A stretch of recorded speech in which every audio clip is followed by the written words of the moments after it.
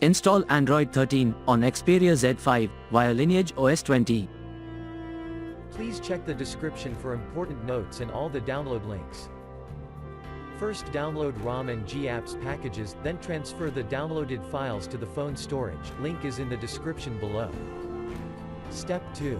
Boot your device into TWRP recovery. Once in TWRP, click on Wipe, Advanced Wipe, and select the check boxes, as shown in the image, excluding internal storage. Step 4. Swipe the button to wipe the device. Step 5. Go back to the recovery main screen, and tap on the Install button. Step 6. Navigate to the storage, and select the ROM zip file. Step 7. Finally, swipe the button on the screen to install ROM file. Step 8. Flash the GApps zip package, in the same manner. Step 9. After GApps flashing completes, select Wipe Cache and Dalvik from bottom left side of screen, and swipe to wipe. Step 10. When the flashing process is complete, hit Reboot System. That's it, you have successfully installed the ROM on your device.